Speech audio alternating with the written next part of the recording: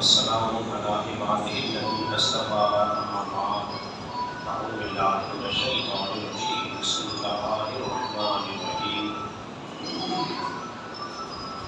سامعین ذمہ دار آپ حضرات درس سے ہم بھی سماعت کر رہے ہیں اور آج میں اس کتاب سے ریاض الصالحین سے حدیث نمبر 665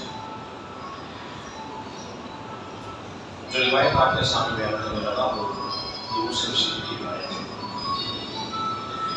تو سیدنا عبداللہ ابن عمر رضی اللہ عنہ سے مروی ہے، فرماتے ہیں کہ رسول اللہ صلی اللہ علیہ وسلم نے ارشاد فرمایا جس نے اطاعت سے ہاتھ کھینچ لیا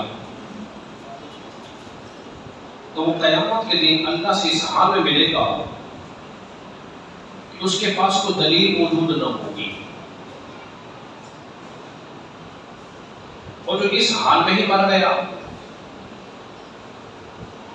کہ اس کی گردن میں کوئی بیٹ نہ تھی تو وہ جاہلیت کی موت پر. حضرات محترم ذرا غور کیجیے، بتایا جا رہا ہے جس نے بیٹ سے ہاتھ کھینچ لیا وہ اس حال میں ملے گا کہ اس کے پاس کوئی دلیل ہی نہیں ہے. بیٹ کو دلیل سے تعبیر کیا گیا ہے. اس بیت سے مراد یا تو سلطان اور حاکم کی بیت ہے یا پھر عام بیت مراد ہے. اس زمانے کے اندر جو ہم بیت ہوتے ہیں یا ہم مرشد گھومتے ہیں، مرشد کا ایک ہی کام ہوتا ہے، وہ کیا ہے؟ راہ حق دکھانا اور منزل تک پہنچا دینا. اللہ فرماتا ہے یا ایھا الذین آمنوا اتقوا اللہ وابتغوا الیہ الوسیلہ، ایمان والو اللہ سے ڈرو اور اس کی طرف وسیلہ تلاش کرو. تو مرشد جو ہوتا ہے وہ بھی انسان کو منزل مقصود تک پہنچا دیتا ہے، لیکن کسی بھی مرشد اور پیر ہونے کے لیے یا کسی سے بیعت کرنے کے لیے 4 شرائط کا ہونا بے حد ضروری ہے. اگر ان میں سے ایک بھی کم ہوگی تو اس کی بیعت نہیں کی جا سکتی.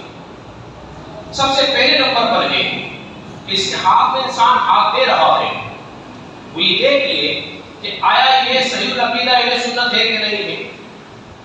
اس کا صحیح العقیدہ اہل سنت کا ہونا بے حد ضروری ہے. بس عقیدے کی بیعت نہیں کی جا سکتی اور پیر ہونے کے قابل بھی وہ لیے نہیں ہے. دوسرے نمبر پر ہے اس کا عالم ہونا. جاہل کی بیعت نہیں کی جا سکتی. امام شافعی فرماتے ہیں فتاوی رضویہ کے اندر، امام اہل سنت ان کے قول کو نقل فرماتے ہیں کہ اللہ تبارک و تعالیٰ نے ولایت جو رکھی ہے نا وہ عالموں میں رکھی ہے. جاہل کو کبھی اپنا ولی بنایا ہی نہیں. تیسری بات کبیرہ گناہوں سے بچنے والا ہو. صحیح عقیدہ. دوسرا عالم کا ہونا، اسے معلوم ہو حرام کیا ہے حلال کیا ہے. جب تک اسے خود ہی خبر نہ ہو وہ تمہیں کیا خبر دے گا، اس بات کو ذہن رکھیے. تیسرا کیا ہے؟ کبیرہ گناہوں سے بچنے والا ہو. جتنے کبیرہ گناہ ہے اس کی نگاہ میں ہو ان سے بچنے والا. چوتھے نمبر پر جو اس کی شرط ہے وہ یہ ہے اس کا سلسلہ متصل ہو. رسول اللہ صلی اللہ علیہ وسلم کا سلسلہ چلتا ہو جس میں 4 شرائط پائے جائیں گی تو اس کے ہاتھ میں بیعت کی جا سکتی ہے. امام شافعی سے کسی نے پوچھا نا، امام شافعی ہم تمہیں بشر حقی کے پیچھے پیچھے گھومتا ہوا دیکھتے ہیں، کیا وجہ ہے؟ تو امام شافعی نے جواب دیا کہ امام شافعی جس رب کو مانتا ہے نا یہ بشر حقی اس رب کو جانتا ہے. اس لیے بیاضی بستامی کا اور بھی آپ کے سامنے بیان کر دوں. فرمایا جس کا کوئی پیر نہیں اس کا پیر شیطان ہوتا ہے. یہ بیاضی بستامی کا قول ہے اور فتاوی اہل سنت فتاوی رضویہ کے اندر یہ موجود ہے.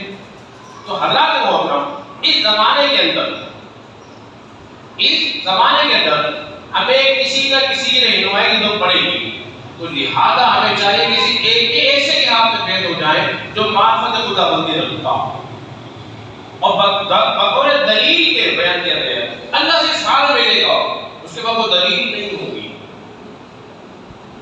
تو پیر کامل ہونا چاہیے، جس کا پیر کامل ہے وہ اپنے ناقص مرید کو آگے تک پہنچا سکتا ہے یا اس کی شفاعت کا ذریعہ بن سکتا ہے، اور جس نے ابھی تک بیعت ہی نہیں کی وہ چاہیے کہ کسی نہ کسی کامل کے ہاتھ میں ضرور بیعت کر لے، صالح عمل کے ہاتھ میں بیعت کر لے، تاکہ وہ اسے گناہوں سے بچائے، خود بھی بچتا رہے اور انسان منزل مقصود تک پہنچ جائے۔ اللہ رب العزت کی بارگاہ میں دعا کریں خالق کائنات ہم سب کو سمجھنے اور عمل پیرا ہونے کی